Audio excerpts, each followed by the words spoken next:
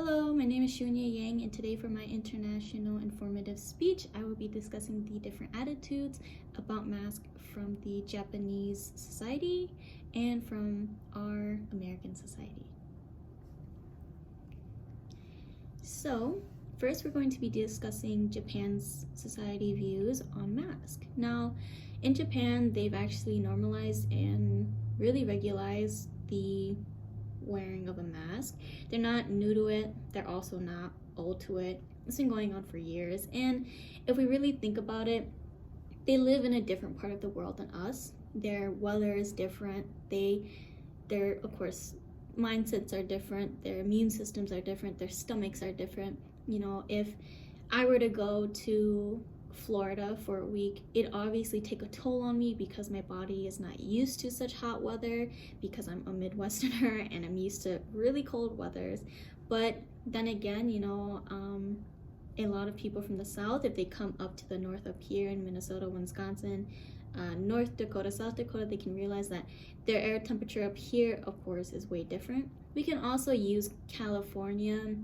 Humidity is way more different than the humidity we have in Minnesota, So, continuing with that, in Japan, we can see that they wear masks to be considerate of others. Now, being considerate can mean a lot of things, but for the most part, a lot of Japanese people wear masks because they want to contain their own germs. They want to live their daily lives. They want to take care of their families, take care of their children, take care of themselves, take care of their jobs, careers, and they know that they can still work and still live their lives by wearing a mask while being sick. And because of that, they contain their own germs by wearing their own mask. But they're also considerate in a sense where they don't want other people to get their germs, so they wear a mask just to obtain that. Another reason to why Japanese people and the Japanese society wear masks is because of course, common illnesses.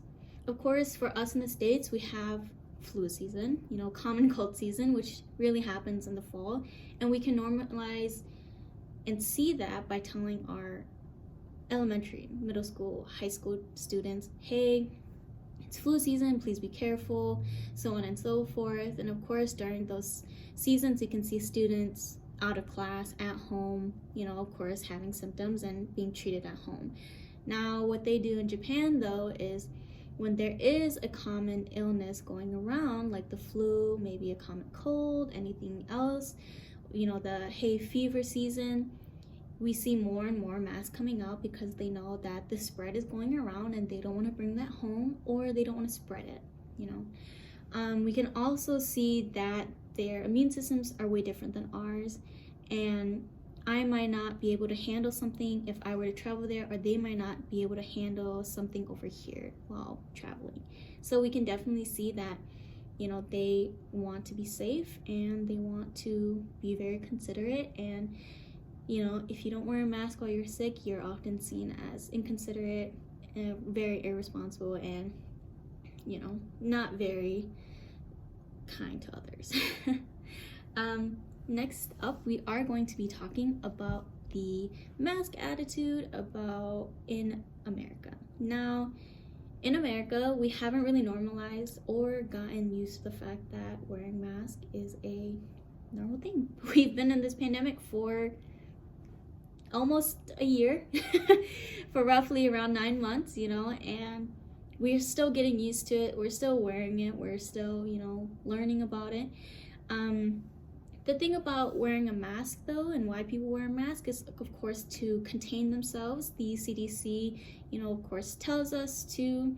A lot of health officials have also told us, we have seen on social media that people with COVID and health officials as well as CDC have advised us to wear it. A lot of states have now been obligating people to wear it in common public spaces, especially in grocery stores, we can see it.